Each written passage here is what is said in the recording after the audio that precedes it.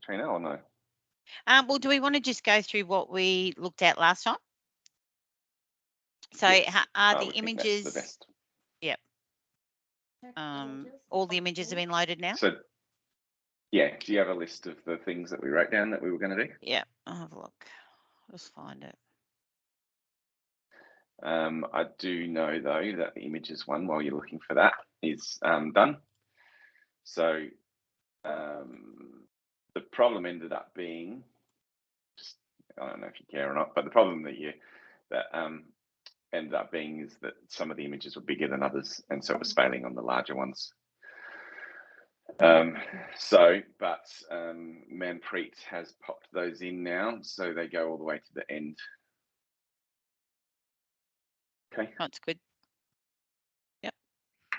All right, so these are things that we spoke about. So do we know, is the server been set up by Samir? The email, no. So he said that he'd set it up, but then to actually test an email, I went and did a test, and it didn't work. Okay, so what's the action on this one? Do we need to get back to Samir on some more information, or? I've already told him that. Are they listening to us? I already told him it doesn't work. I also told him how to test it. Mm-hmm. So, because this is the tests I did, which failed. But I've given him screenshots as to where to go to run his own tests. Like what he really needs to get is not failed in here and actually see an email show up in his inbox. Because like he has done some stuff, he tried to get it working, so it's not like it hasn't happened at all, but it just doesn't work yet. Okay. All right. So that's still with Samir. So I saw you've watched the videos. Now, what do we need to do from that now? You gave me some screenshots. Yeah, I'll show you that in a second. Just let me just quickly finish up on this one. So the error, and it is in that email. So I think you guys might need to chase him up. Because I did. I just sent him a message now to have a look at it. Yeah, cool. Because currently we're getting an error here, which is saying send as denied, which probably means that on the email server he needs to do something like allow MyOb to send emails on behalf of your email server. So it's unlikely that the change needs to be made here. It's more likely that the change needs to be made on your email server, because it's denying the request basically. But I've tried to give him as much information as I can as to how to look into that and test that.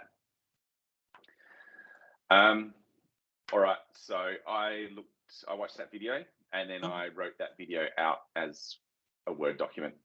Yep. Do you want me to share that? Yep. So, I mean, you've been through the video, and so you already kind of know what's going on. So, but if I take you quickly through this Word document, then at least we're all on the same page as to how that works. If you give me that Word document, I'll go back by myself. I'll go through it. If you have any questions next meeting, we'll come back to you and tell you we don't know how to do it. Can you just show us again? Okay. Yeah, the only weird thing I noticed really, which I don't know if it's a problem or not, is when you update the thing in the first place, you're updating a single field, right? So it's this screen here that's the most important one. So as per the video, it says if I want to update kilos per meter to 0.8, I do that, and then it's going to update all of those records to 0.8.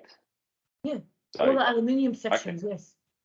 Yeah, as long as that's fine, then that's... Yeah, because that's what I said. So the kilogram rate depicts of what my price is going to be for all the aluminium sections. And she'd also put, like, there's some that it's extra $1, which is already in a formula she's formulated.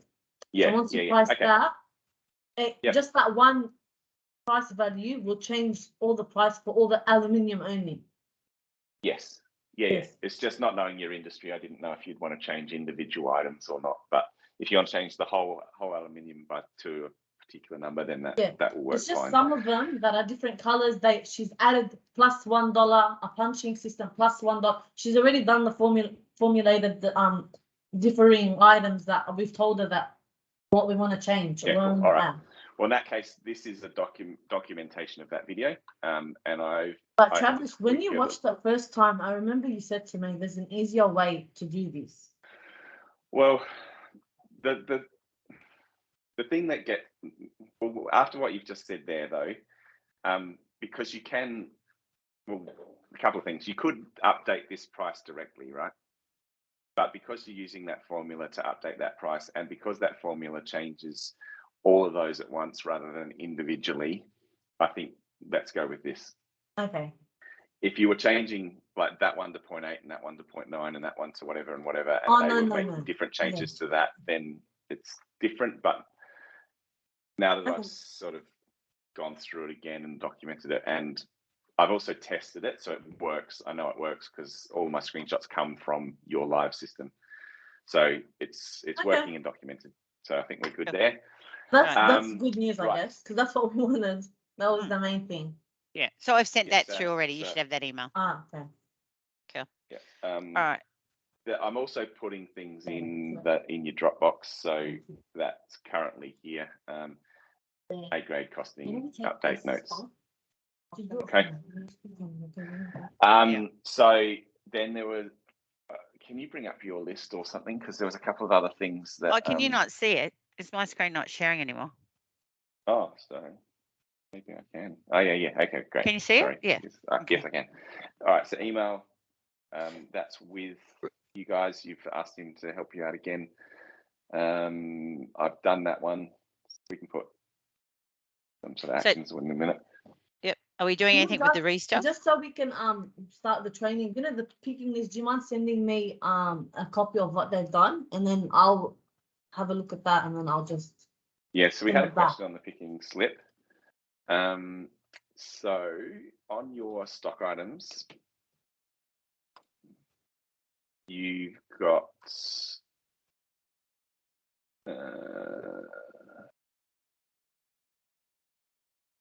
under suppliers, you've got 2 suppliers, right? For aluminium, and I know you do. Yeah, I know, and I know you can get them from 2 different places. That's fine. The anomaly from a report writing perspective is that it somehow has to decide which of these 2 suppliers to pull the inventory code from. I'm not sharing my screen. Hang on, I need to share my screen now. I'll take mine. Okay. Right. So we have an inventory item, right, and it has 2 suppliers underneath it because you get it from 2 different places, and that's perfectly fine. From a report writing perspective, though, you want the picking list to show this number, right, and also this number, right? But because there's 2 of them in there, the report writer wants to show this number and this number twice, right? Which is what it's doing currently. So if we have a look at a picking ticket, so if we go to the shipments, where are we? Sales, shipments. Should be one in here.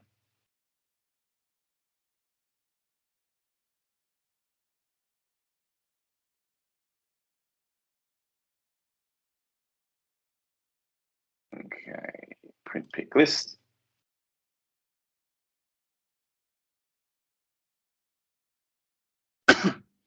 So what that's doing at the moment, because there's 2 suppliers in there, is it's putting both numbers in, right?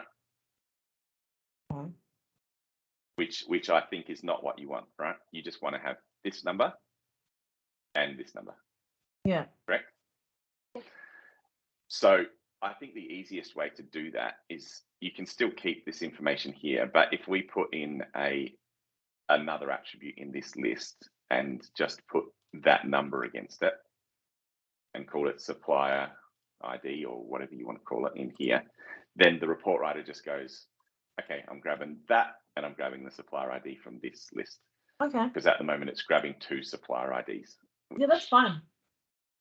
All right, cool. So that's, Katrina, that's what I told Manpreet to do. And she kind of kept on saying whatever, but that's the easiest way, all right? So yeah. So we'll do that, but at the moment it looks like this. So should that say item, and what should this say? Like what should the headings be for these two fields? Supplier ID. Supplier ID. Yeah. So this one should say supplier ID. Yeah. Yeah, and what that's about fine. this Item's fine. Order number's Just good. item. Description's Okay. fine. Yeah, cool. All right. So she did all the other changes that you asked for. It was just that one where it was a bit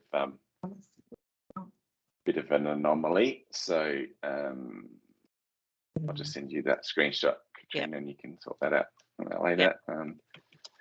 List. So we're just going to add it as an attribute, like I said, to Manpreet in those emails that we're going sending between each other. All right, I'll fix that now. Cool. All right, what was else on that list?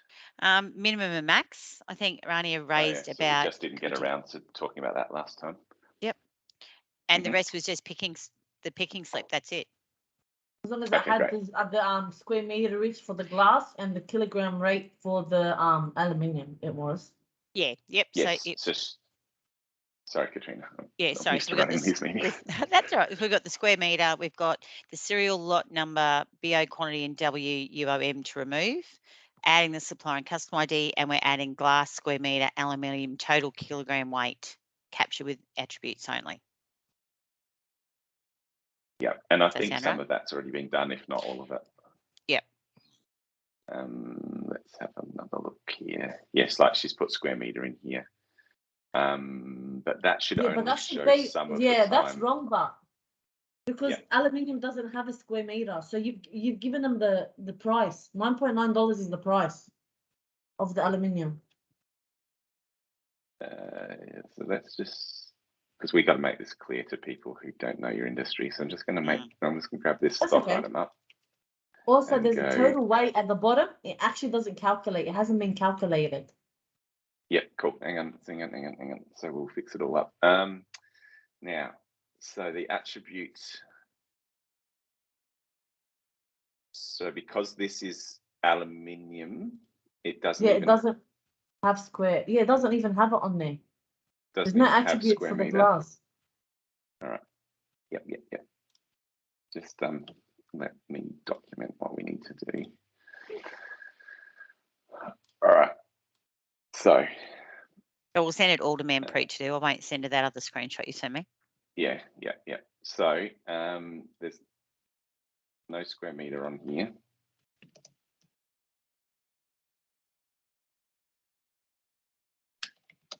Because it's glass, basically, or because it's aluminium. I have no idea how to spell aluminium, no matter how many times I try. That'll do.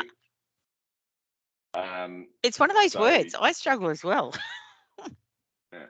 So aluminium should only show the kilo per meter total weight.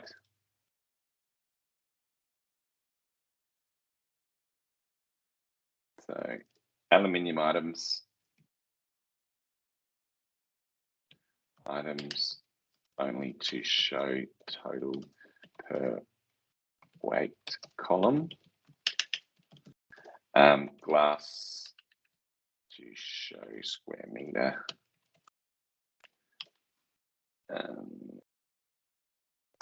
So that's the aluminium one, and then we've got to grab one that's got glass.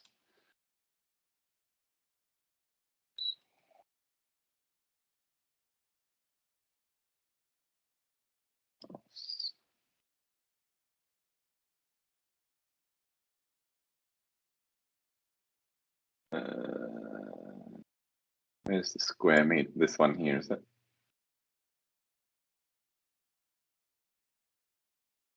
So it's that field there, the total square meter times the quantity. Rania, Sylvia? Sorry? Is it this field here, the total square meter times the quantity that needs to be shown? That, as a total. Yeah, and each, yes. So glass to show square meter. That's it. For one time. spell that so badly. All right, so glass to show square meter, that to show that. So then when we look at this, are they? Can you put at the bottom? You know how on the bottom of the picking is its total weight and 0.00, which it hasn't calculated the total weight already. So that's still 0, and there's a total weight there. This top one's aluminium, right? Yeah, these are all aluminium. And then the square meter, can you have a total square meter next to total weight and then get that to calculate it when it's glass used? Yep. So hang on just one sec. So are both of these aluminium products? Yes, they are. We need to put an example together that's got glass and aluminium on it.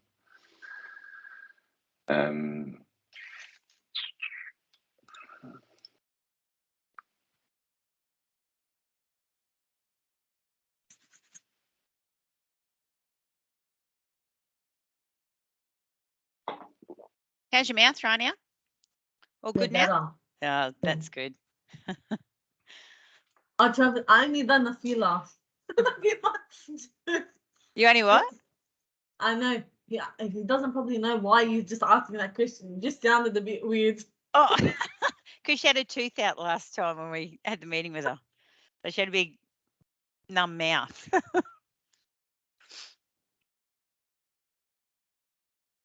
He doesn't get our humour. He's concentrating. He's very serious. He's serious. He's concentrating. Very serious. Some of us have to get this up and running for you guys. You know, you talk amongst yourselves. So I'm just going to get this going. So we've only been waiting just in some stuff. Well, we're doing it now.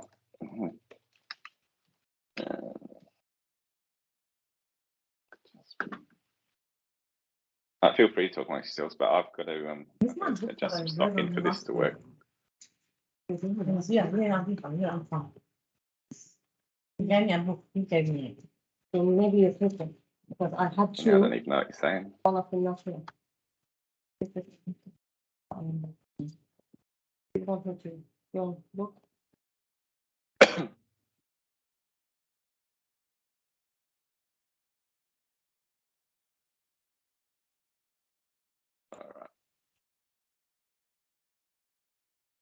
What are we doing today as well? Are we doing what? Sales, purchases?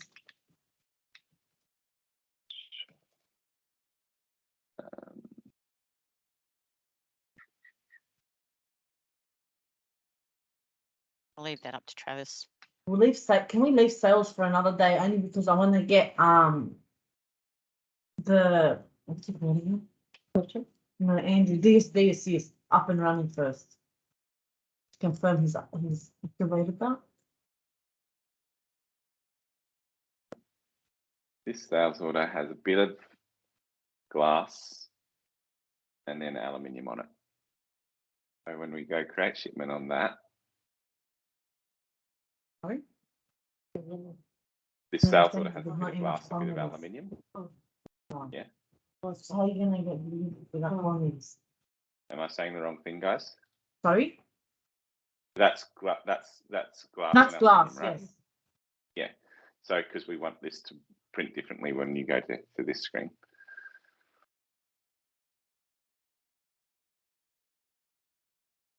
Okay, so I love how the square meter is not on the glass, but it's on the aluminium.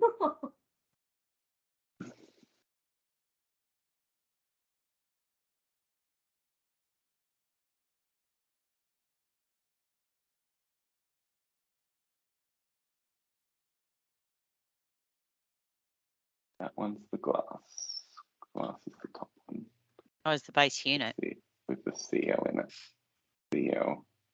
So that's CL is for clear. Just when you want to build next time, Travis, I'll let you know. Yeah. 10.38 clear. So this one should have a number. And this one should have a number. Yep. And this one and then X shouldn't have anything. And that shouldn't have anything. And also, since you're writing on that screen, you know how total weight, let it appear on the bottom. Oh, sorry. And then this put total square meter next to it. Does that make sense? Yep.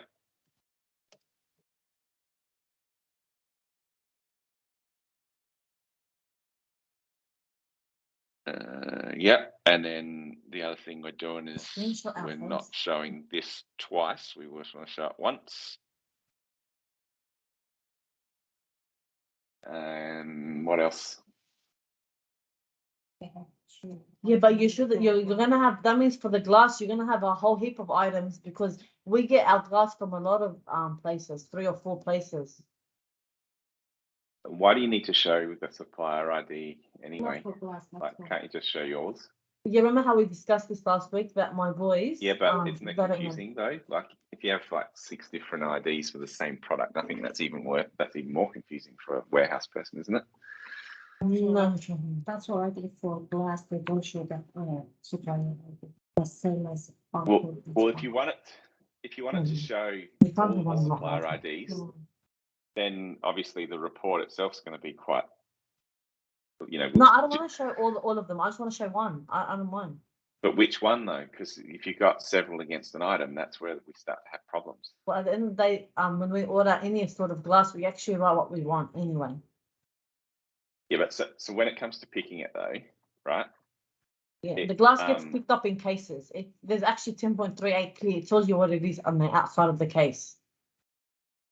Yeah, so someone goes, they order this stuff, right?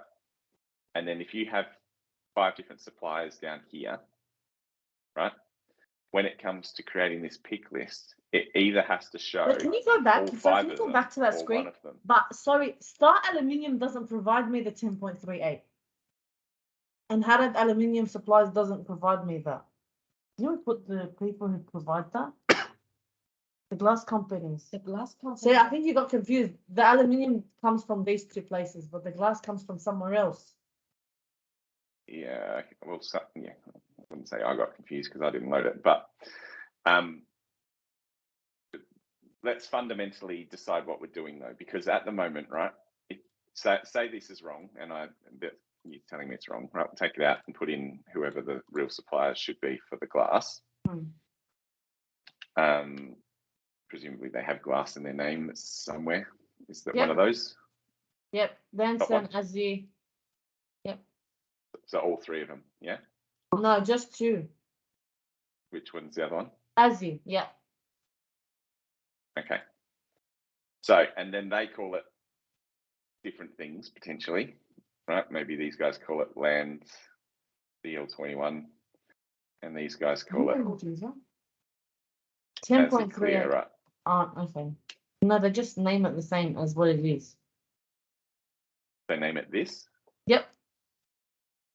Well, then why are we having 2 things? For the glass, I don't mind. For the glass, I don't mind to have one. But the aluminium needs to be both. That's why. So if you okay. can't accept to do them for both, then do them for both. If you can put it just for aluminium, then do it for aluminium because glass is the same. When I order the glass, no one has a certain product. When I order 10.38, whatever, that's what I order on my purchase order. And the pickers can't use this number to go and pick the right thing? Yeah, for the glass they can, but not for the aluminium. Not for the aluminium? Yeah. All right.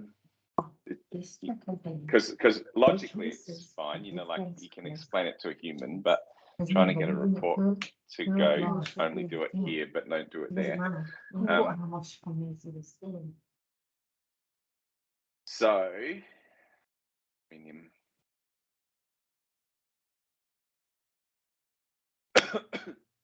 Pick some aluminium, and this has 2 suppliers, same supplier ID.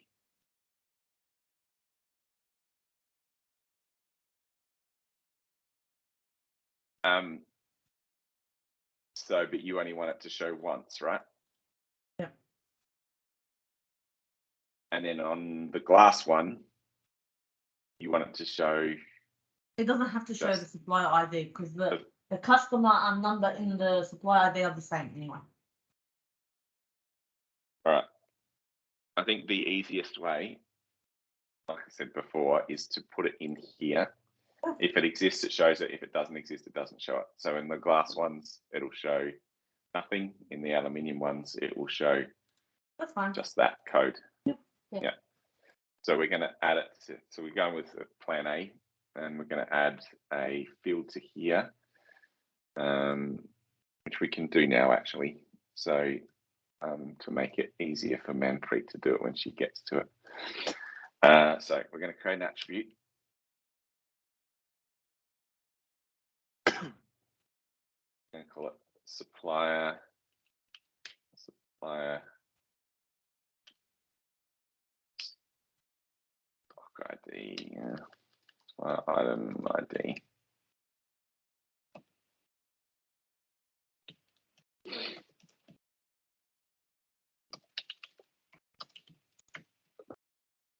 Okay, and it's just going to be text. And then we're going to go to the inventory classes and say that this only actually applies to aluminium. So we'll add that attribute to the aluminium group only. Supplier item ID. And when we come back to this guy, refresh that. We're going to grab that, put it here, and that's the item, that's the thing that shows up on the picking ticket. And on glass, there won't be any. Yeah?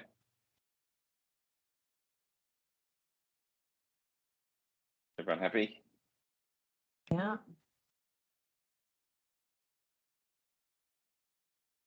So the attributes is what appears on the picking list if you want to choose it. Is that what it is? Yeah. Yeah, Okay. yeah. Yeah, because like I said, otherwise it goes, well, I've got two, so I'm going to put them both on. And also when you've got But glass, you're going it to do doesn't that for have every any. item? Yeah, it's not a big deal because the import just needs to go grab that value and stick it in there. Okay. But it's something we can import. It's not a problem. I'm certainly not going to do it manually, but that's what we will do, because then it's just that, put that there, one-to-one relationship, easy, sorted. And then for glass, it doesn't even have it. Yep. So anything in the glass category doesn't even have it. All right. I know what I'm talking about here. I might just save this and tidy that up before I take Manpreet through it, who's going to do it for you. But my rough notes will work for now. All right. So file, save as. All right. So the other thing that we had on our list was to talk about minimums and maximums. Yeah. Is that the next thing we want to talk about? Yep. That was the next one. Once picking slip's done, this was the next one. Yeah, cool. All right. So your minimums and maximums come in to this screen here, essentially. So if I'll just set it up as it normally would be, and then we'll talk it through. Let's say that's 10 and that's 100. All right, so what this means, if we were to set it up this way, is that when I get down to 10 items or lower, right? So I've sold it out to below 10 items. Yeah.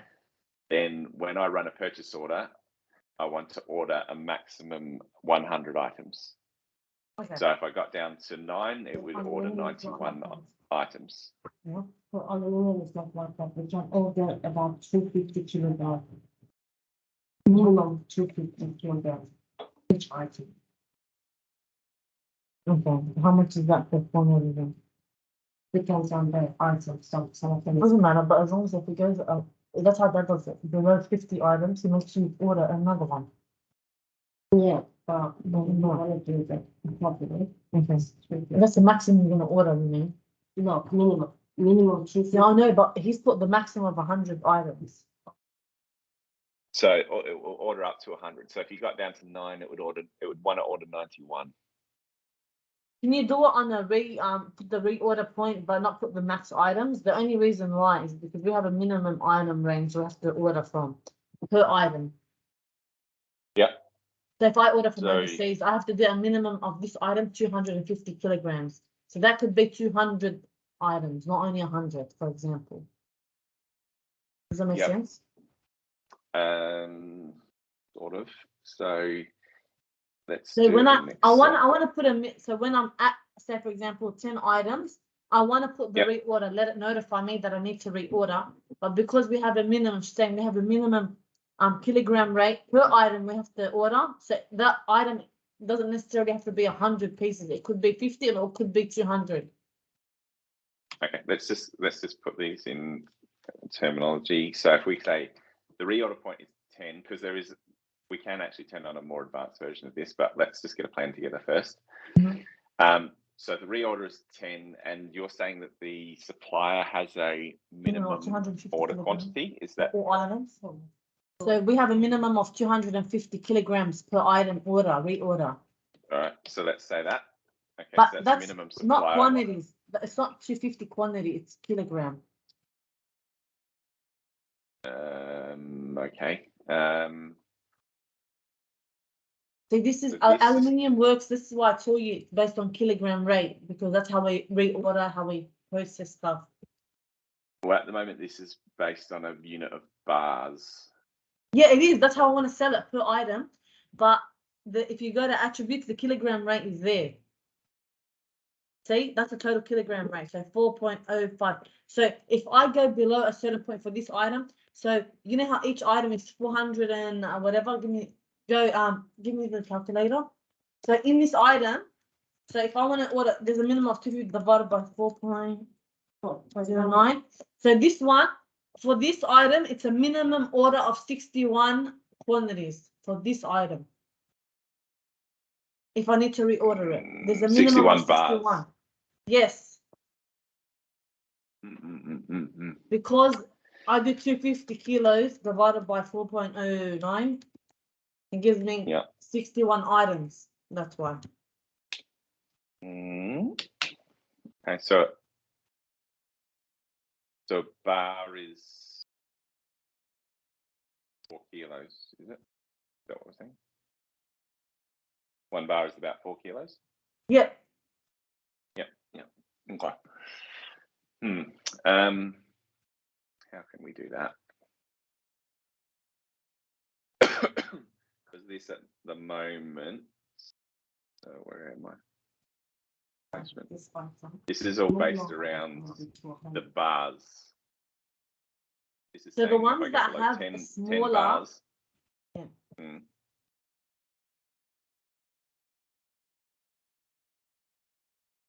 So like, for example, one that has, for example, item SE04540 on our supplier code, that only weighs 0.160 kilos. So my minimum order for that is 282 items if I was to reorder it. Yeah. Okay. I'm just trying to think how to do that. I mean, I'm just copying live on top of that Travis test one because I'm still not 100% confident about deleting those other test ones. We can turn on more options here, which I'm going to do in a second in your test company. I don't want to turn something on in live and then try to turn it off again. Sometimes that doesn't work out well.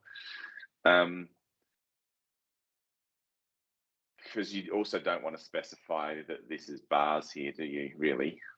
Yeah, no, I want to, because when I sell it, I'm going to sell it per item. Yeah, but like in a minute when I can turn on the supply minimum quantities, you still don't want to specify that in bar terms. Yeah, but if you can put how many each item based on kilogram rate, I can order. Yeah, I don't know if I can. Well, if you can't, just take off. Can we take off the max quantity order, and then we'll put the purchase order based on what we know? Like, do you understand what I mean? All I want then is just the reorder point. At what point can I reorder? So if I have 50 of the items, I want it to notify me to reorder. Then I'm happy to order based on my minimum order amount. Yeah, All right, let me show you how the reordering works. I've got a document about it. Punishment.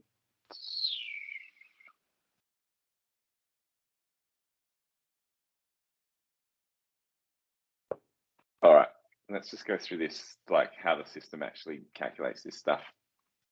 So this is slightly different in that they've turned on some more advanced replenishment, but it's got a reorder point of 3 and a maximum of 9, right, for a particular item. So, so can I just ask something, just to understand? You know how it's split now 3 and 9. So is it telling me, so if I was to reorder, I have to reorder 6 items, or do I reorder 9 items? 6. If you went 6. to 3. Okay. Yeah. So 9 and 10 in stock. I wrote this document a while ago. Place sales ordered 9 items.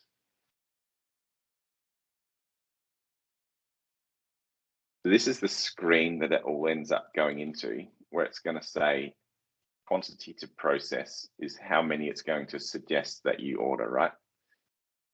And that's going to be based on that you've gone under your minimum and whatever your reorder point is. So if you said I want to have a minimum of 10 and 100, like we said before.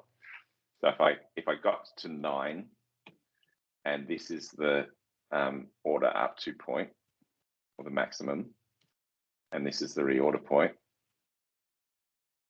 and you got to 9, it's going to suggest you order 91.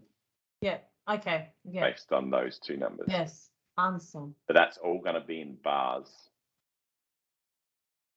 because that's the unit of measure of your inventory item.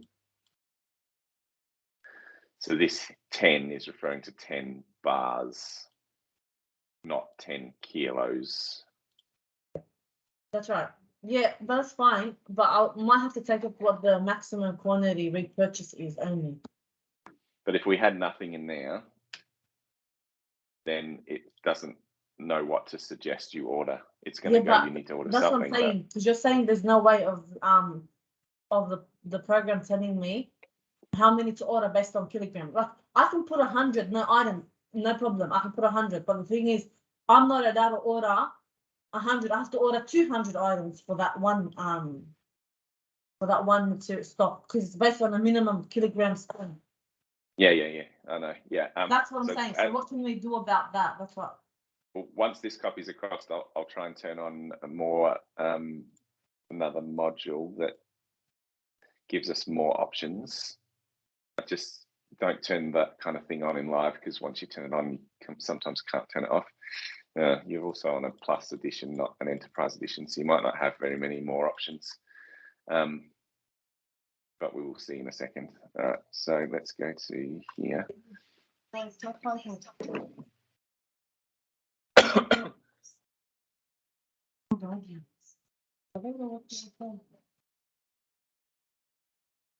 Okay.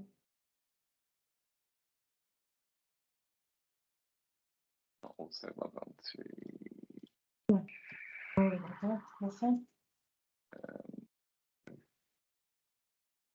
Are you in for me?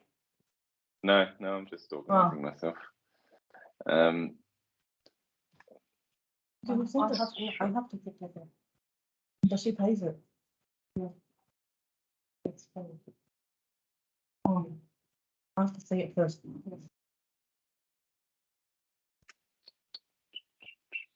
Bring up these bring up someone. Okay, so for your license type, which is here,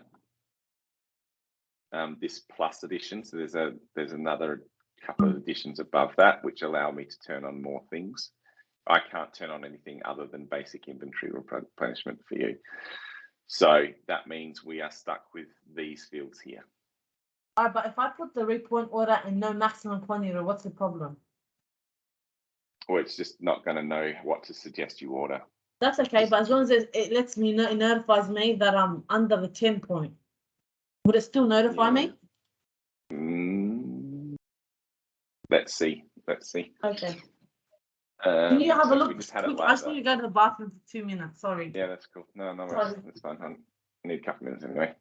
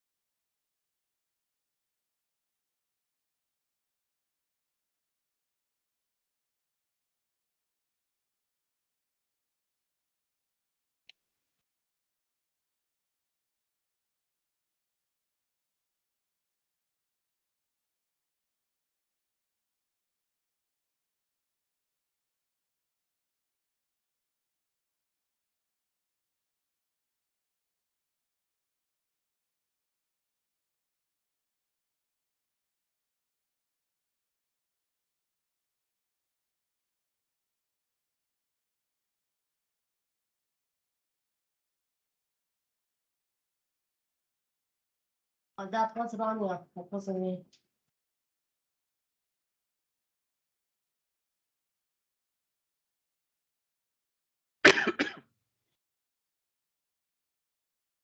So this one's set like this, right? Because we don't have any stock of this one. And I go prepare replenishment. It's going to say you need to buy 100, right? Because we've got 0 at the moment. If I take that out and then do the same thing, prepare replenishment, it's not telling you how many you should order. Like you could still have it show that there's a reorder point and a quantity on hand, and they are different, and you could type in what you wanted to order there, but you kind of, some of the system isn't being used in that instance.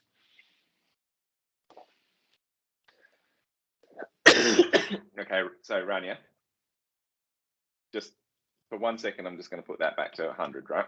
Yeah. So for this item, I don't have any stock at all at the moment. I'm on 0. So if I go to prepare replenishment and run this, I have to refresh that whole screen.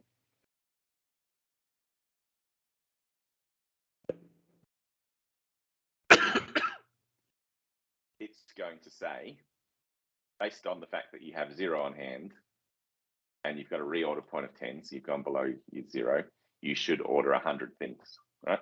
Yeah. And so if you use the system and went process, it would create a purchase order for 100 things with this as the setting. Yeah. If we took that out and did this again, it's going to say you've got a reorder point of 10 and quantity on hand of 0, but I have no suggestion on what you should order. Yeah. So, you know, that's not massively helpful, I don't think, because it's not telling you how many to order. It's just saying. But does it notify you that you're under? We could write a report that would tell you that you're under. Or that could note. As long as it notifies me I'm under, so I know that I need to make a payment for that. Oh, it's order, sorry, more item. It's just that you're under your reorder point. You just want to know which items are under my reorder point. That's correct. Yeah, cool. All right.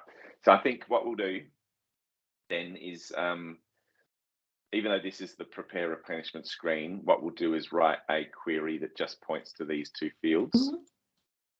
Oh, sorry, that field and that field, and presents it as a dashboard kind of thing, saying these items. When I have more when I start using the program and whatever, I can put what my maximum based on individual items. I'll go back and manually type that in based on the 250 kilogram rate. Does that make sense? So, yep. I'll do that manually myself. Yeah. So what we'll do is we'll use the field and set it up like this. Yeah, we're gonna have to do that. Yeah, for each item. So we would need to know this number from you if you haven't given that to someone already. I don't know if you have. The reorder point. Yeah. No, isn't it 50? Is it 50 items? Every item. So. Yeah. No, okay. For example, the 165 is stackable. We don't use that too much. So if we Okay. have So do we change give that you a size- list of our reorder points? No, we haven't given it to anyone. Yeah. Okay, we'll do that. Yeah. So That's all we fine. need is this number and Yep. and that in an Okay. Excel spreadsheet. Yep. Katrina, if you're still awake, that, Yep. something to note down. And then what we'll do is we'll write a query that just points to those three fields you see on the screen. So rather than having to come in here and run this thing, which isn't going to do anything anyway, it'll just always keep looking and just present it as a dashboard. So it'll just be like this. It'll just say something like items under reorder point. You click into it, and then it shows you which items once are I under. go through every single one, I'll do my own manually and I'll type in what the reorder quantity is. Yeah, cool. But just from a notification perspective, rather than use this screen, because you'd have to come here and have a look at this screen. Oh, okay, yeah. We'll get it to show as a dashboard like that. So it'll just say something like items under reorder point, and then there'll be 283 items that meet that criteria. And then you click into it and have a look as to what that is, because we're not using this to create them anyway. Okay, cool. Deal. All right. What else do we need to talk about today? I thought we were training. Yeah, that was it for my list for the review. So you can jump into the training now. Yeah, but where do we want to, like, trainings? Like, so Rani, whatever you need to know. You said you don't want to do sales today, is that right? No, well, let's do purchases and inventory if you have time or whatever. Or inventory, we start with inventory and we start off purchases, whatever. Yeah, and I'm happy to have these meetings every couple of days to just really get this project finished. So let's I was going to say we'll need to change it for next week, because next Friday you've got payroll. So I didn't know whether depending on your schedule and Travis's, whether you want to do it on Tuesday or Thursday. So you've got 2 sessions next week. Yeah. The only thing is I get in for surgery next week on Wednesday, and I'm actually out for a week and a half. I can do training from home. I'll put on my laptop, no problem. Okay. All right. But, I can do even Monday if you want to do Monday to just keep really pumping through this stuff. We can do Monday. All right, I'll book it. Okay. I can't do Monday, but I can book it so you guys can keep going. And we then can you do got some training. Friday with payroll. Yeah. Okay. Cool. All right. So do we want to go through purchase orders? Is that what we want to start with? Okay. All right. So purchases is the module that we go to.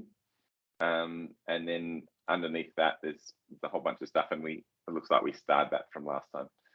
So I think we did cover off purchase orders a little bit, didn't we? The other day? Yeah, we did. Yeah. So do you want to talk about that anymore, or are you happy with how the purchase orders part is happening? Yeah, I don't mind. But now, see now how we done the reorder point. From the reorder point, how do you do a purchase? We haven't went through every single one. Yeah. Okay. So if we did that reorder point, we need to come up with a list of what you want to order. So I think the best. So what that dashboard thing will do, this thing will give you a list of all the stock items, the stock description, reorder point, and the current stock on hand quantity, right? So it'll look like this. It'll go, you've got 10, and you would manually have to go and order that. Is that correct? Well, yeah, give Okay, the way that we're working it, but kind of manually. I'll show you. So if that list said stock ID, reorder points 10, and stock on hand is currently 4, then order quantity. Yeah. 6. Something like that, right? So you could take that information, you know, you've got a whole bunch of stock items down there, a whole bunch of different things here, and decide what you wanted to order here, right? So you can put in your numbers. You could take that information and then go to a purchase order and go, I'm going to do a purchase order. Sorry. I'll do a purchase order now for my aluminium.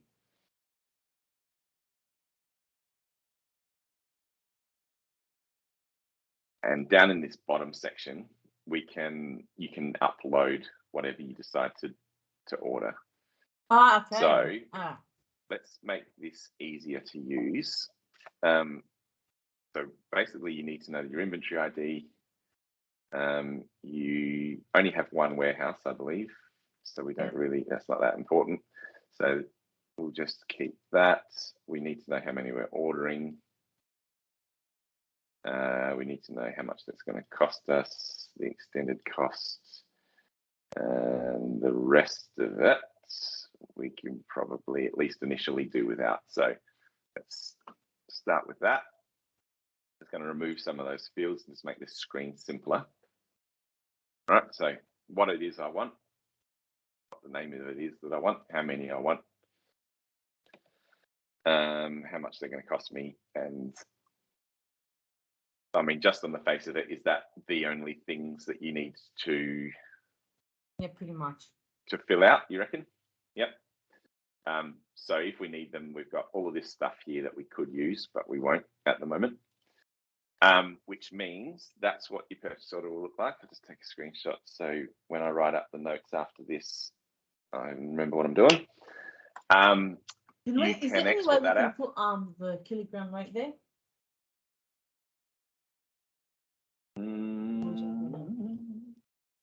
Sorry, the kilogram size.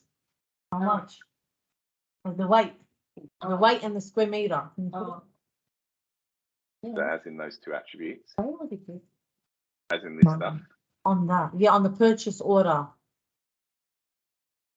On the thing that prints out, you definitely could, right? So if you go, how does this look when I print it? Yeah, because when I send it to my supplier. Yep. You could 100% put it on here. You would struggle to put it on the screen itself. They haven't changed the logo for that yet. That logo? No, I sent them one without the black on the back. It's that, but without the black on the actual background. Okay, I'll just change this.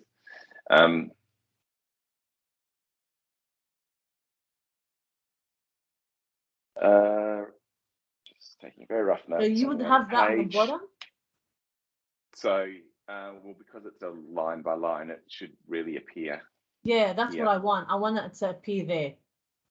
The square meter rate and the kilogram rate. The total is going to No, for each item. for each item. Yeah. Total is going. Yeah, yes, that's how we get price. Yeah. So you want to I have. know how much it's going to cost me without them telling me. Which two attributes? One. It's nice. It's like things there. We should save prices for that month and do it. So, it's really big. So I would know how much it's going to cost me altogether. It's what I'm doing. Usually I calculate it. Exactly. I was going to calculate it in today. Not because they're different. So those ones that Which is never different. a square meter, that's fine. That's what I want. But weight, for example, those items that has publication. Yeah, but you just add $1. You do it yourself. I'm not telling you I want the price of it. I want this total weight and total square meter. So you don't have to shoot in the concept the length and that.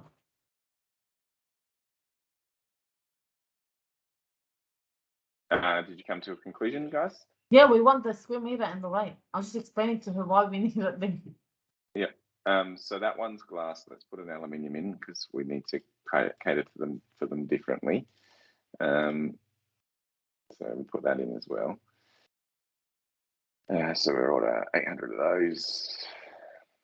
Dollars, who knows? We don't need that accrual account. Not sure what that's doing there. All right. So if we want this to show something else,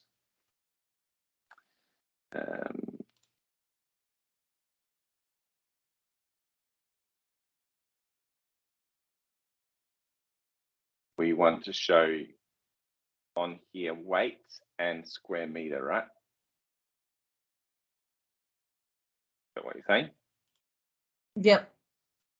And so yeah. if I was looking at this field here, I'm going to pull which number? The total square meter there, 2.61. Yeah. Times the quantity. Yeah. So put a total. Yeah. So that times the quantity.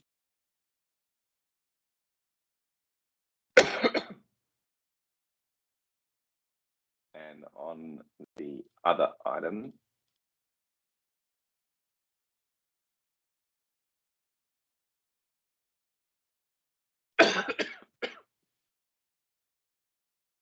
that one times the quantity.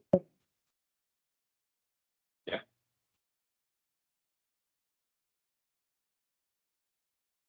Sorry, is that right, guys?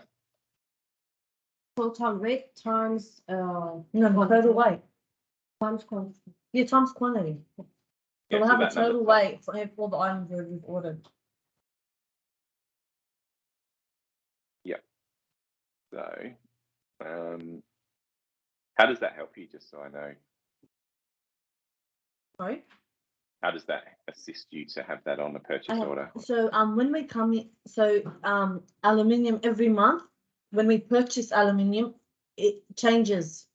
It depends on the foreign exchange rate, the LC, the LME, anything like that with aluminium.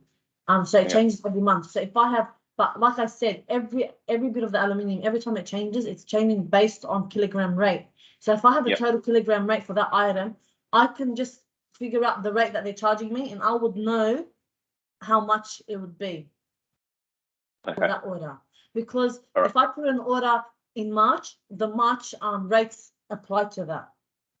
Even though if I get them in September, my March rates will apply. Yeah. So, but you still have to.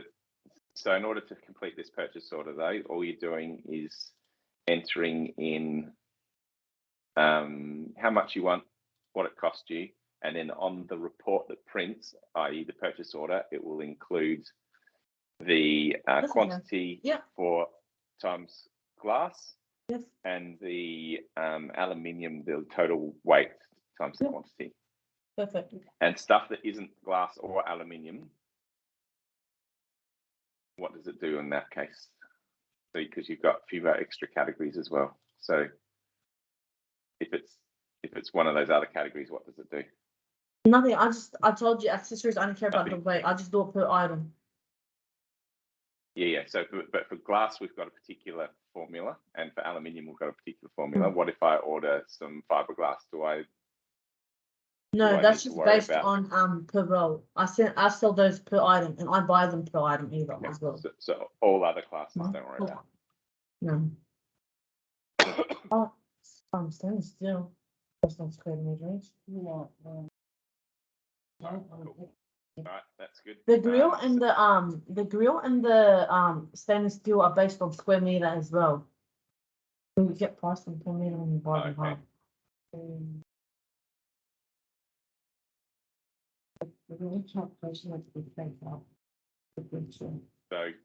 grill should be square meter as well. The same as glass. Square meter and the weight. It's complicated. This one I have to try and find the calculation. Why is it per weight?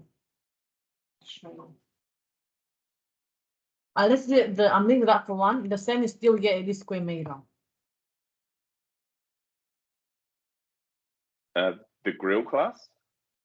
No, the stainless steel. Mesh. It wasn't mesh.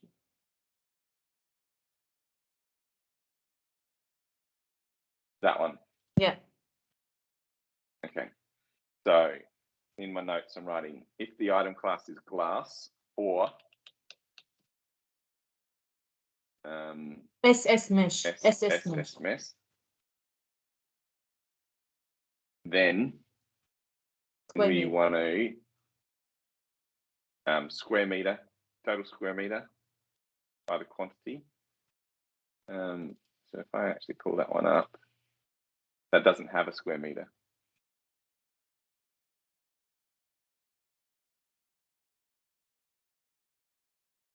Yeah, with What that am I one, doing it's in just that? the height times the width. Yeah, So it's but 1.2 times 2.4. we got to write it so that the computer can understand. So glass we would be able to go no worries because I'm going to use that value and times it by the quantity. So we But have with to the S mesh we don't have that. Oh, so we have to actually add mesh height, mesh width. Or you need a field like you've got with glass that says total square meter, so that number can be times by the quantity. Yeah, well, the height times the width gives me the total square meter. Yeah, but we need an attribute there that says total square meter. Okay. So let's fix that while we're here. Go to our attributes. Not right. Got glass total square meter. Ideally, that's just total square meter.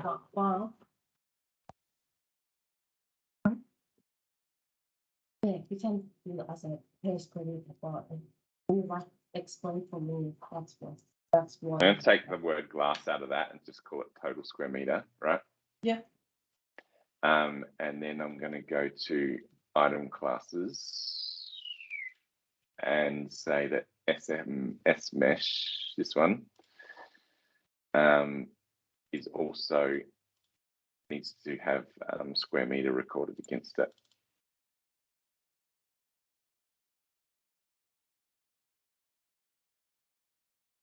So from you guys, we need to have that value. That's all right. We'll send you. That's easy because it's actually in the description. It's 1200 by 24. We'll just yeah.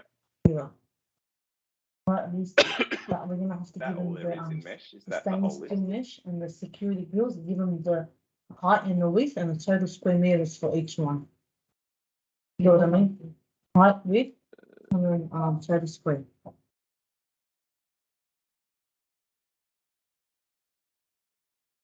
There's only 14 in there. That's right. That's what I'm saying. It's not much. It's okay. We can do it. Yeah. See, like it's literally just there. 900 by 24. 1220. Yeah, 1220 by Yeah, that's it. So if we go into that one now and go to attributes, you've got total square meter attribute now, so you can put whatever value you want in there.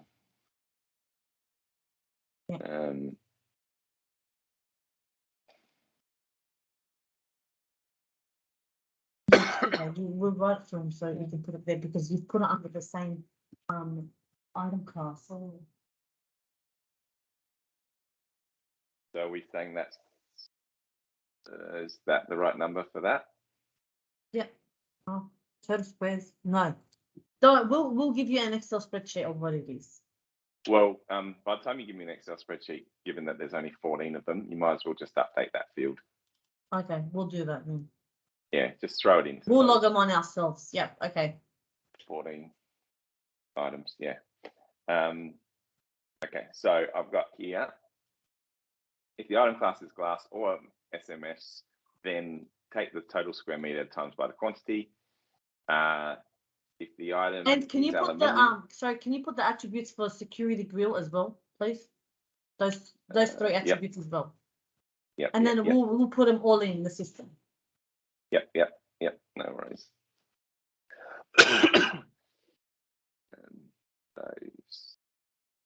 Sorry, what was it called? This one. So here we're going to put total square meter. I know it says glass in there, but you won't see that. You just see it say total square meter, so that'll be fine. All right, so action item then for you guys is to update the total square meter for grill and SM mesh. And fiberglass as well.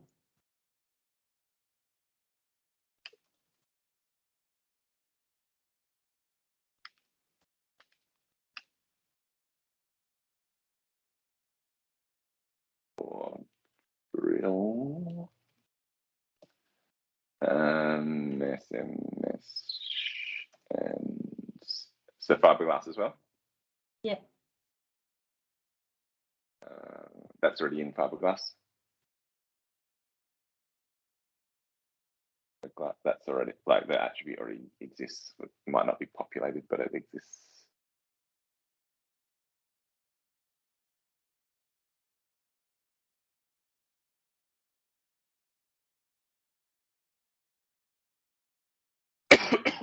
Okay, back to my notes. So if the item is in class grill, so glass, grill, mesh, or fiberglass, then total square meter times the quantity. A grade will update the total square meter for those categories because we've already got glass. We just need those categories filled out. And then if it's aluminium, we're doing total weight times the quantity. Which leaves us with, what do we do with sort of rubber and accessories? Just, they don't need any extra info. No, that's you don't need anything. Yeah, cool.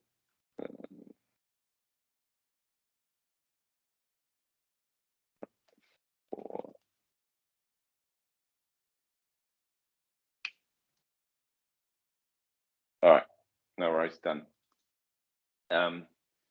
Right, so that will mean that I do my purchase order. I don't see that information on this screen, but I do see that information on the purchase order profile. Yep. on the actual purchase order itself. Yep. Because that's development to write that, and then this is just a report writing, add a field in. So that's a much simpler thing to get on there. So print the purchase order currently looks like that. Change the logo, add the other things in. You're starting to get to the point now where maybe this should be landscape. Do you want it to be landscape? Like, just to be able to, because we've got another couple columns now to fit in here. That's okay. It's going to get emailed anyway to the supplier. Yeah, but do you want it to be landscape so you can read it easier, or do you want to try and squish them into here? Doesn't make a difference if it's portrait or landscape. All right. Well, we'll see how we go putting those in, and if it becomes unreadable, we'll make it landscape.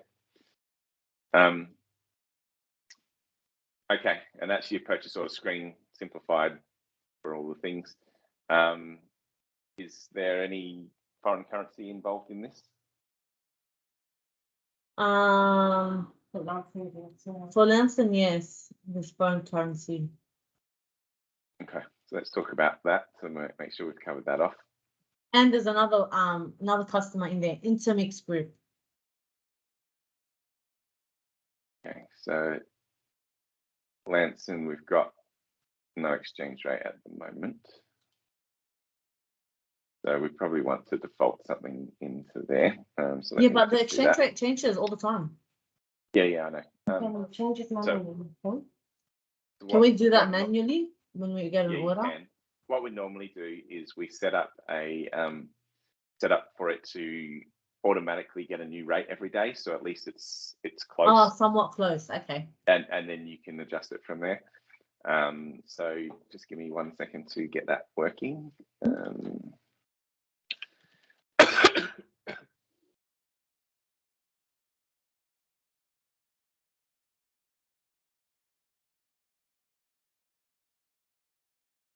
Okay, so what we'll do is we'll set a little timer for this, and every morning it'll just go and get the exchange rate to get it reasonably close, and then you can adjust it from there. So every morning at 6 a.m. we'll have it grab a new exchange rate, which means when I do my purchase order. Is that just for Lansing? You just put it, or for all customers? For the whole system. For the whole system. Okay. So if I now use Lanson, right, it goes, all right, that's the exchange rate as of right now, because I just refreshed it. So at least it gives you a a starting point, and you can go, actually, we paid a bit less or a bit more or whatever. I think that's better than having nothing to begin with. Oh, okay. The rate's a bit better today. So, I don't know, don't keep up with that. So, right, so that's the rate that the system decides on every day. You're entering your stuff in down here. Is that gonna give me? Is that gonna give me the US rate? Well, how do you want to work price lists? So you can have supplier price lists, or you can key it in when you use it. I mean, it sounds like your industry varies so much. No, but what I'm saying is that now with the unit cost, when I'm applying this one now, is that going to give me a US? If I put yes. Also now if I put US a unit dollars. cost, that's a US dollar. Yes. You can switch between the two here, right? So this is currently 9,000 US dollars. Okay. And if I click this button, it's telling me that that's $126 okay. Australian. Yes. So you can flick between the two, right? Okay.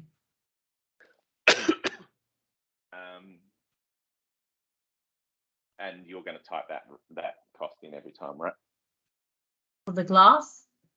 Oh, well, for whatever it is. No, she's put a formula for the glass as well. I don't understand. Isn't that the? Oh no, that's a supplier. Sorry, I'm getting confused now. Okay. Yes. Sorry.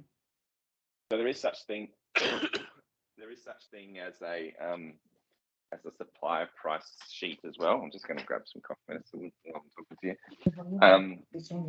So you are able to maintain a price list for suppliers, but by the sounds of it, that's not going to help you guys much. Is that reasonable to say?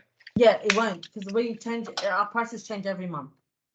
Yeah, cool. All right, so we won't worry about a price list, which means you're typing in the US dollar price. It will default the price from last time you ordered it. So again, it'll give you some sort of hint as to what the price was last time, at least. And yes, and so that's in US dollars.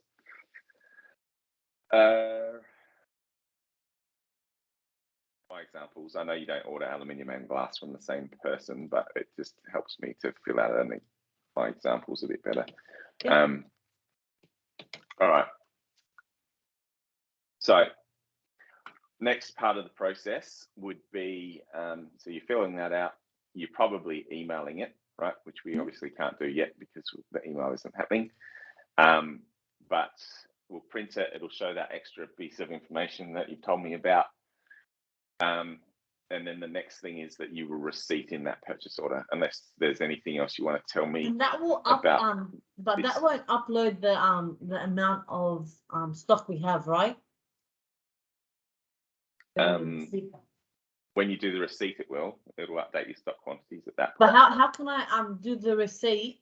Oh, that's only when the actual stock comes in. I just do it into PO receipt.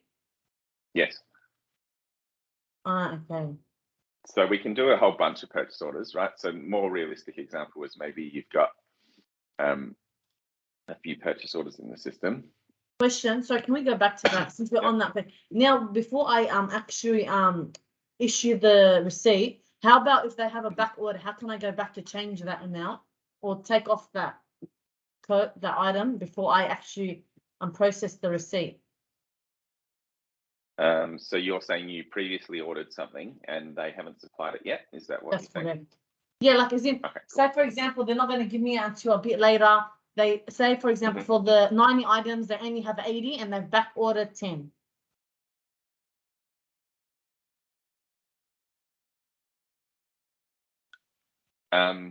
They back ordered 10. I'll show you the receipt process, and I think that will cover what you're asking. I'm pretty sure. So at the moment, I've got a couple of purchase orders in there.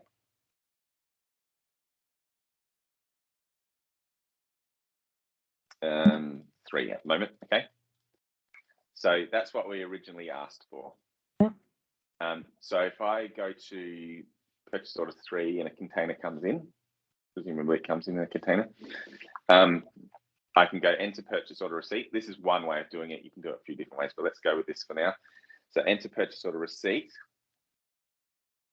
Yep. And oh, I remember now. It gives you the quantities, say how many. You have to still, yep, Yeah. okay. so Yep, that's how yep, many yep, you yep. asked for, and this is how many you got. Okay. Yep. So you could say they didn't give you any of that, and they gave you only 80 of these, Yep. right? Mhm. You can also, at this point, add in another purchase order if you wanted to. So you could add in that number 2 purchase order as well. So say that you received 2 purchase orders at once, right? So again, you could say, we got all of that, and all of that. You just went to add PO? Yeah. Okay. When you want to join the 2 POs together and release them at the same time, you can do that. Is that what you said? Yeah. Okay. So I'll make this screen a bit easier to use as well. So if we grab that and put that maybe at the front, that's the purchase order number. That's probably the next most important thing. How many we ordered, how many we receipted, how many are left.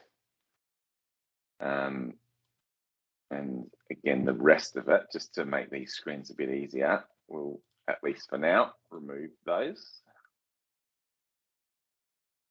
All right, to just make it a bit easier. I'll share that column layout with everyone. Share column configuration. So I'll make that the default layout of this screen. Mm-hmm. That's what I'm doing at the moment. Right, so all you're saying is we ordered 90, got 80, so there's 10 left, and therefore that line isn't complete. On the second purchase order, we ordered 100, got 100, so great, and ordered 40, got 40, right? Say for example, I don't want the 10 anymore, even though I've ordered it. Now that I've got 80, I'm happy with it. Can I still put complete PO line? Would that close the PO that I've done? Not 100% sure. We'll see in a Okay. second. So let's do that for now, right? So we're going to release that. At that point, your stock is updated. Yep. Okay, so you now have those things in stock. And then let's have a look at the effect on the purchase order. So if we go to those purchase orders. All right, so this one's completed because we received it in both lines, the 100 and the 40, right? Yeah. And this one here still has still that 10, open. so that didn't, so it didn't really help. What you can do though is you can come back into here and go, look, I don't need those 10 anymore. So we might need to add in a couple of fields here.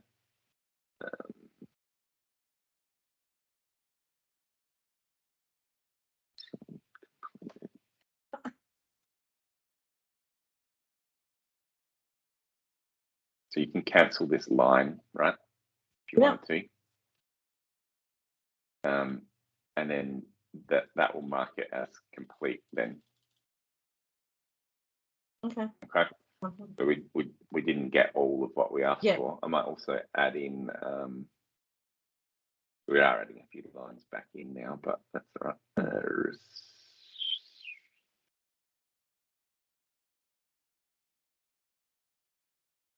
Anything else that's useful? All right, so I'll share that out. Slightly different. Okay, so then back to here. They're both completed. One ended up being we didn't or get all the things we asked for originally. We only got the 90. Yeah. So they're both currently unbilled at the moment. So the process has been thus far that we've purchased something, we've received some stuff in, but we haven't put the invoice in. So when do you normally put your invoice in Do you do it as 2 separate steps, or do you normally do it as 1 step? We usually put them in towards the end of the month because that's when we pay everyone. So when we come to pay, they'll be all in. But do you do your receipt step separately to your invoicing step, or do you receipt and invoice at the same time? No, we usually, like I said, so they would deliver the stock, but they don't send me an invoice till a day or 2 later. So when they do, Okay. I'll put it in. Cool. All right. So how we've done it so far then is correct. We've receipted the stock. So if you were to, start looking at stock on hand reports and that kind of stuff, you would see that you would have stock of this as by way of an example, and we might just do that to solidify that. So if I had a look at that stock item,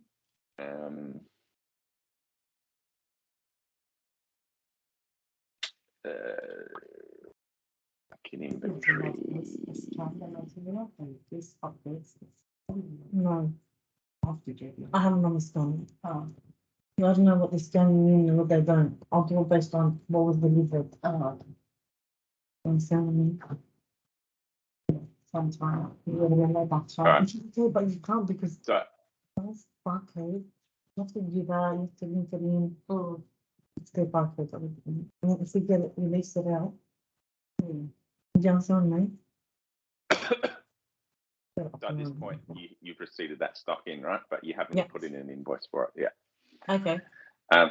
So with the invoicing side of things, you can either start it from here, so payables, bills, and adjustments, and bring the receipt into that screen, or you can sort of push the receipt into the invoice screen. So probably this way for because now you're doing your end of month.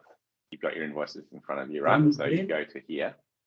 48,100.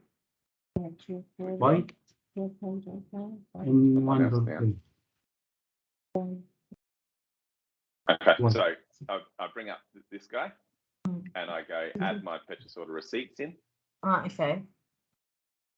And link that all together, right? So if I go, that's my purchase order receipt, add and close. It's going to go, all right, so it's going to sort of pre-fill the invoice for you, right? It's going to go based on those items that you've receipted in. Yeah. This is the invoice amount in US dollars. Yeah. So any adjustments you could make here if you need to, or an adjustment to the rate you could also make here. Okay. Okay, and then also the invoice number. So the invoice number there. All right.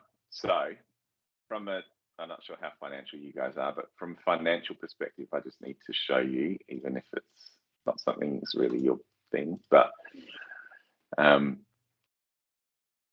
if I go to journals,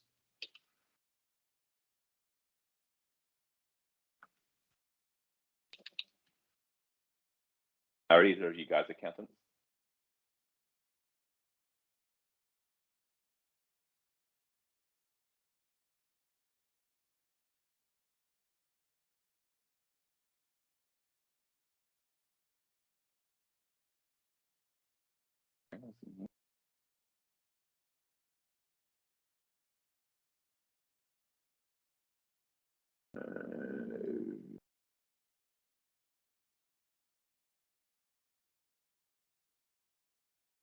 Did you release it?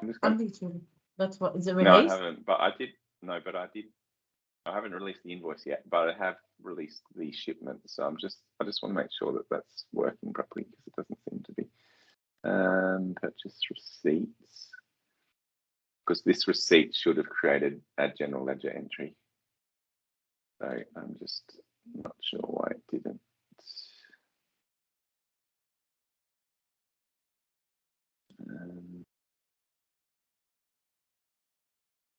Oh, you can enter the. Can you enter the invoice through the enter AP bill as well? Yeah, you could have entered it here. Okay.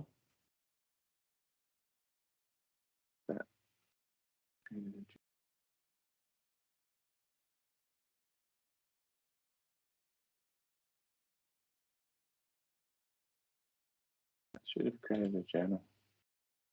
Yeah.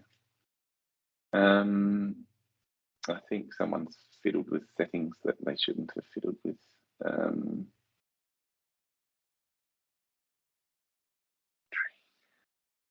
would that have been?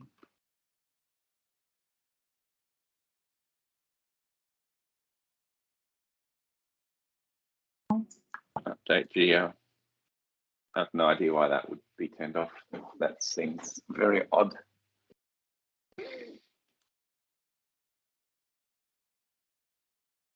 Okay, that should, it's sort of fixed now, but that should be on, because obviously we received stock on hand, so there should be a journal that says that's reflected. Anyway, we'll do another one in a minute. In fact, let's do another one now. So what should have happened?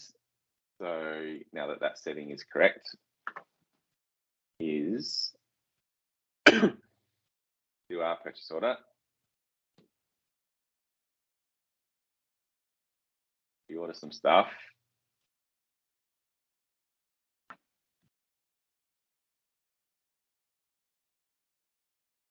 We email it off. We enter the purchase order receipt. So did you just save it to release it? Did you save to release? What did I just do? You put the save button. I just tend to do that. I don't know if you don't really have to. But does I it tend to release save it stuff. once? So it takes it off hold once you save it. I'll slow down and I'll do it again. So I entered it. Yeah. And it was on hold, and then I clicked remove hold. Oh, I thought you put the save button. Okay. I probably did also click the save button. I just like to save things. I don't know if you have to, but it's just a habit. So if we remove that from hold, enter the purchase order receipt. Here, if you had the invoice in front of you, you could create the invoice and put it in directly here, but we've decided that we don't usually, so we won't. So if I release that now, that purchase order receipt, I've received in 100 of them, so the whole thing in this instance. See, I tend to save and then click release. You probably don't have to. Quick release, and then this should have a journal associated with it. So let's go to journals. Yeah, okay, great. So this journal is saying that inventory on hand is being updated because we've received the stuff. Okay, so we've got an asset of inventory, and we've got an accrual because we currently haven't put the invoice in. Okay. Okay. So then putting the invoice in, I can either do it the way I did it first time, or you could come to the receipt and enter it from here, right? So you can go enter AP bill. Either way, you end up in the same screen, right? You end up here, which is the same place we ended up before, and put my invoice number in. And if necessary, adjust any of the figures, right? So when I release this document, what journal is that going to go? Yeah, then I get another journal, right? So remembering this is what we got from the first one. And if I go to here, I'll get a second journal, which is accounts payable. So it's going to come out of accrual, and it's going to go into trade creditors. And that will then once I pay the bill, that will go cash out and minus then trade creditors. Yes. Yep. Okay. Absolutely. Yep. And this is in US dollars, of course. And anytime you do something in a foreign currency, you can flick it between US and Australian. After we release the, can we edit? For example, I put invoice number wrong. Can you edit? If we've released the invoice, for example, even if you put the wrong invoice number. Yep, nothing. You can't change anything. Wrong date, anything like that, you can't change. It's not unique to this system. Anything of this level, you can't. SAP, Microsoft Dynamics, this one, all of them won't let you do that. You can change. But you can reverse it. You can reverse. Yeah, you can reverse it. Yes, you can reverse it. Okay, so if I say, for example, I've done a wrong invoice, I want to reverse it. Yep. Okay. So, so this invoice that came through here, because it's a stock invoice, it depends on what exactly you've done wrong. Because if remembering I don't want to reverse the receipt. I just want to reverse the invoice. Yeah, but it still matters what's wrong with it though, as to how you would do it, because your stock on hand figure has been Adjusted based on the invoice. So if it was just a date problem, for example, right? Yeah. You could come in here and you could just reverse it, right? Yeah. Do the invoice again and put the right date on. That's fine. Okay. because that's just That a won't date affect problem. the stock at hand. But if I put the wrong No. stock in, that's a problem. Yeah, then you really need to return it, like not actually return it in real life, but take In the the stock accounting out system, of, do a return. yeah, take And then the stock out reorder. of hand and then put it back in, because Yeah. otherwise your stock on hand values are going to be different. That's make me talk fast. All right. So Check. Here's altogether. now the other things to cover with purchase orders is variances to do with multi-currency and how you want to treat those, and also landed costs. So, at the end of the day, when I do the foreign currency, when I pay it, the bank gives me the actual rate that it changes at. So when it comes out of my account, I kind of already know how much I'm getting charged for it. So any Okay. invoices I'll put in as Australian dollars anyway. So if you're doing it that way, right, you've basically paid it and then you're going to record the transaction in your system. You should pay it in real life, and then before you release this invoice, That's right, and I'll change you that should just amount. make that rate the same rate. Yeah. Okay. Okay, and then you won't have any exchange variances. Yeah. Because if I put this in like this, right, and then I paid it, and the bank gave me a different rate, then I end up with exchange rate variances. It depends if you want to record exchange rate variances or not. It's pretty common to pay it in real life first, then put the invoice in. Mm-hmm. So if you're happy with that as a process, then continue to do that. The other thing is landed costs. So do you currently cater for landed costs at the moment? What's the story there? Do you know what landed costs are? Do I need to go through that? What did you say? Landed costs? Levy costs? Yes. No.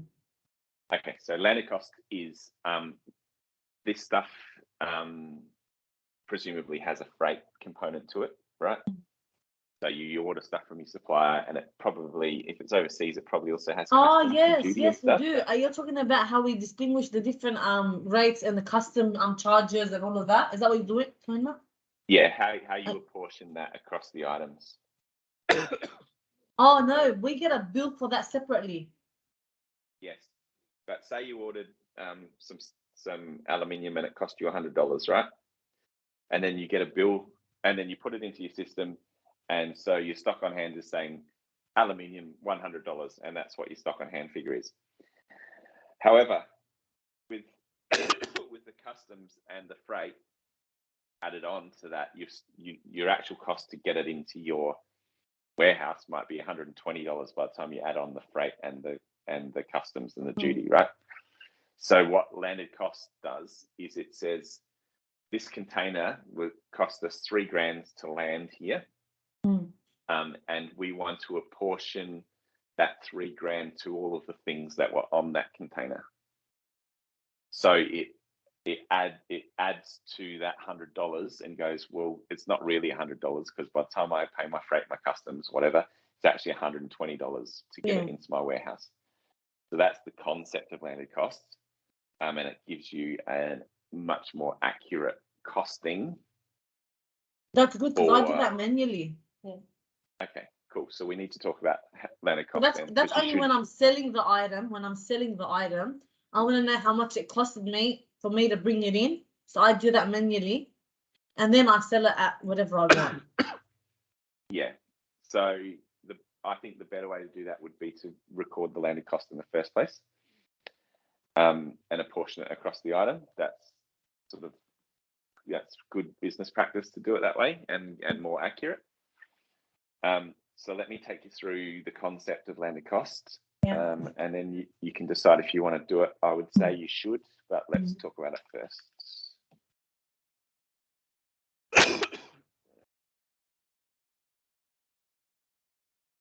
All right, I've got another document here that I wrote for someone else about how landed cost works. Just easier to go through a document than set up an example. It's quicker. All right, so landed cost example.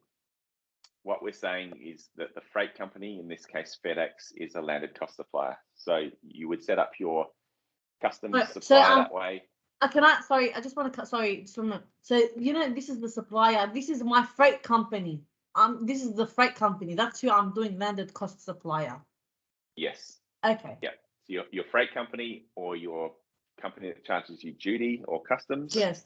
Okay. Or sometimes also your actual supplier, if they're providing the freight, you can also set them up as a landed cost supplier. Generally now they don't do that because freight's just very high. They can't accommodate for that, so they just make us pay for it. Yeah, cool. All right. So in this example, the transport company is a landed cost supplier, right? And then we've got an item spring in this case that we've never had in before. Okay, so it's just showing a zero value. So I'm going to purchase that spring for $90. So to my actual supplier, not my landed cost supplier, my actual supplier, I'm putting in a purchase order for $90. Okay. When I receipt the goods from the supplier, and in this case, create the invoice at the same time, you're doing it in 2 steps, but that's fine. Then I also put in at some point, and it doesn't have to be straight away, but I also put in the invoice from the freight company. Okay. So I've got the invoice from the actual company and the invoice from the freight company. Okay. So then what I'm doing is I'm saying that the landed cost from the freight company applies to one or more invoices from the actual supplier. Okay. So that's the $3,000 we were charged for freight applies to 2 or more 3 invoices from the supplier. So then that's just showing that happening. Yeah. All right. So then in here, what this is showing is it's that giving stock me an item average cost of $100. So they're saying that from that $10 went to the freight part.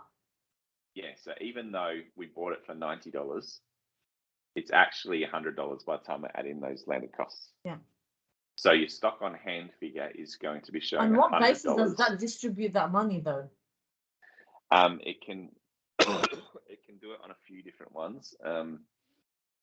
So let's go to landed costs. Like how would they base that money on? That's what I'm saying. How would they allocate? Yeah, I understand the question. I'm just showing you. Okay. So by weight, volume. Okay. By weight, volume, quantity, or costs. More often than not, 90% of the time it's by cost. However, your industry is a bit different to the usual distributions we do, so it might be by weight. But this here is saying that this particular landed cost I want to do by weight, which means the heavier stuff is going to get more of the cost of the freight than the lighter stuff. Okay. If that's how you want to work it, or you could, like I said, cost is 90% of the case where they just go the more expensive stuff gets more of the freight. But for example, for glass, would it be done per square meter? No, because these fields here aren't looking at those attributes. These fields here are looking at the fields that exist within the system already. So if you were doing it based on weight, it would be looking at this field here. Where is it? No, this one.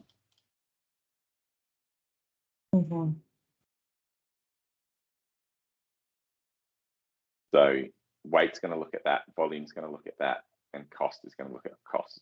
Oh, okay.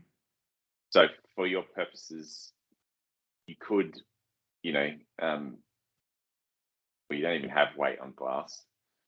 So people generally go, look, it's simplest to just do it based on the cost. The more expensive stuff gets more of the freight. Yeah. That's because of these kind of problems where they go, well, I don't know how much that weighed. And that comes in a bigger box, so actually has to cost me more money anyway, even though it's lighter.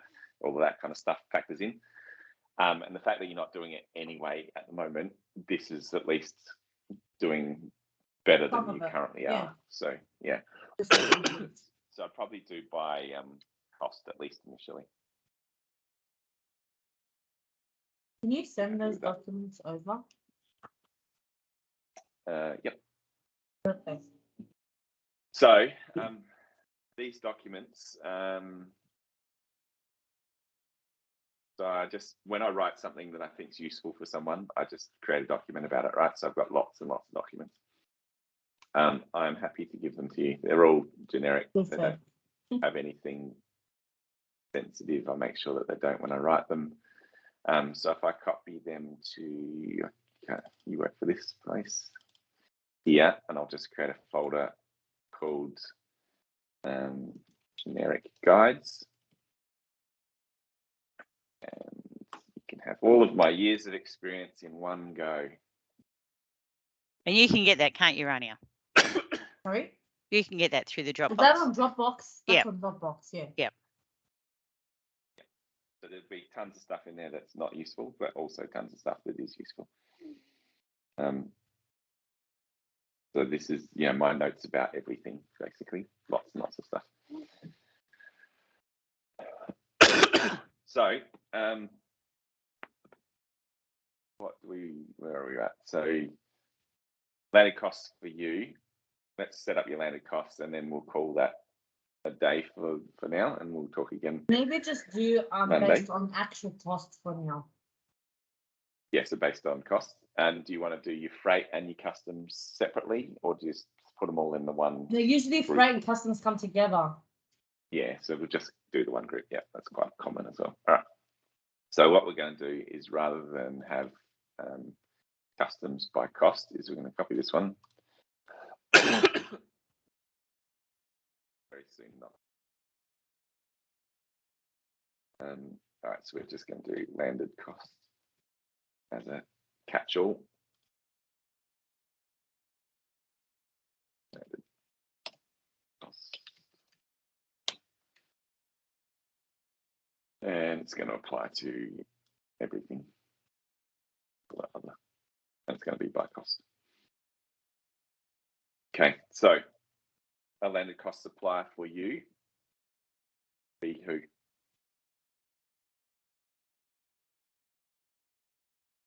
Guys?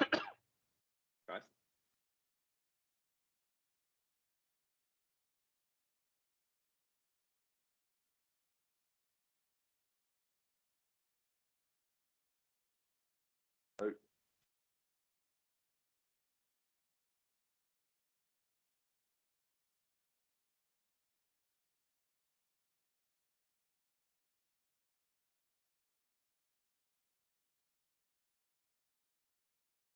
I can see Katrina if you can nod or something.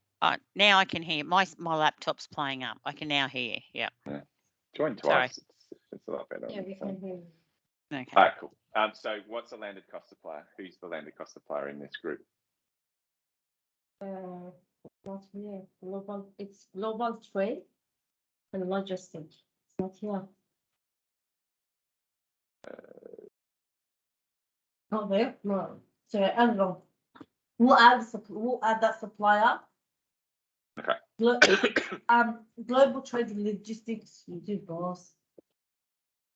Boss. It's you do global. So you need to add a couple more suppliers. So, That one thing.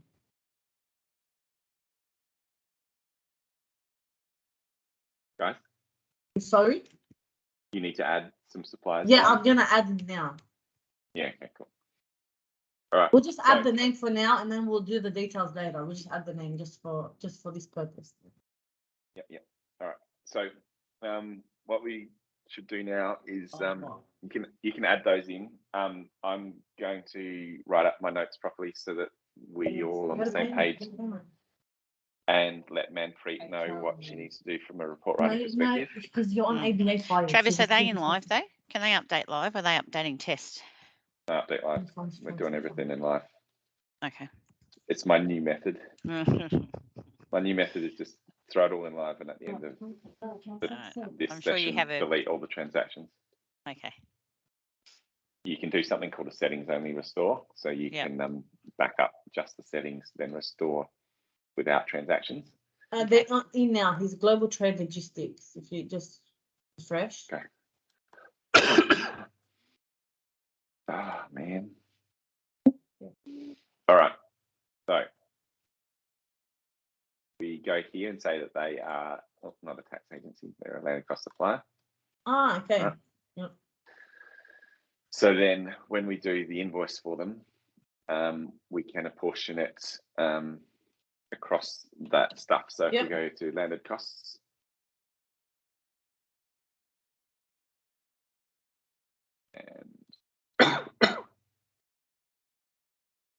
and then that's the only supplier that will appear in this section because they're the only landed cost supplier we have at the moment. And then we say that we're going to apportion this landed cost. I'll get rid of the others in a minute. And say it's $1,000 landed costs, right? And they gave us an invoice. Is this where you put the invoice for this? Yeah. So you add in the receipt, so we can say that.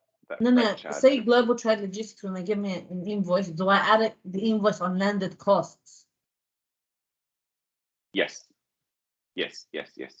So what you're saying here is that the $1,000 came from global trade logistics for landed costs, and it applied to this purchase order receipt. So it's going to apply to these invoices. But his actual invoice that has the custom clearance, the duty, the fuel, the side loading fees. Yeah. Where do you put that? Well, you can break that down into multiple different categories here if you wanted to, right? So at the moment, we're just saying that they've given us $1,000, and that's the invoice amount. And then if I go here, it's going to allocate that $1,000 onto these items, right? That makes sense? Yeah. Okay, but we would definitely have to do them separately. Let's not create the invoice for a minute. Let's see how that goes for us. So if we do it this way, so we're just basically at this point saying landed cost by cost applies to these items. Therefore, because we're basing it on cost, the more expensive ones are getting more allocation than the cheaper ones. And then if we were to release that and then do the AP bill,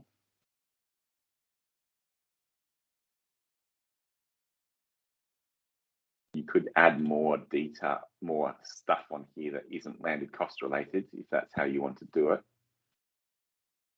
Yeah, okay. Because I just want to know how much each thing is, the breakdown. Yeah, but do you want to apportion all of the different bits and pieces though? But the reason why they portion it apparently is because accounting wise they're allocated differently. Okay, so at the moment that $1,000 got apportioned across, but if you wanted to do it this way, you could add in some extra stuff, right? Say there was some sort of fee that you didn't want apportioned across or something. You could add, $60 fee in, but then that's not going to be apportioned across the items. Because for example, because the freight doesn't have GST. Because they don't GST that. So that's why it needs to be done separately. Okay, well, your two options are we either create more landed cost codes and then it will apportion them all and you can record them separately. And then we create new accounts to allocate them with. Or you can do it this way, where that $1,000 got recorded, but then this 60 isn't going to be apportioned. Ah, okay. Yeah, I get it. So either way, so some people just go, look, I don't really care what the breakdown was. I just need to the whole invoice. I just need to apportion it across my items, right? Yeah, but accounting wise, that's not smart though. Well, it depends on sometimes if you're privately owned and all of these other rules, depending on whatever. So that would be this example where you're just going, everything that's on there, portion it across, don't really care. Yeah. But then other clients go, nah, I want to break down my customs separately, my freight separately, my whatever separately. And in that case, you'd have multiple landed cost codes. So you'd create more of these. And then you could apportion, you know, you could have a customs one, a freight one, a duty one, if you wanted to. Even some of the bigger companies that I deal with, a lot of them just do a single figure, but they're privately owned bigger companies. So I don't know if there's a rule about things if you're not privately owned. You're privately owned, aren't you? Mm-hmm. So I think you can basically do what you want. All right, so we need to leave it there because I can't talk anymore. And we can get together Monday. I'm going to refine what I've written here so that it makes sense.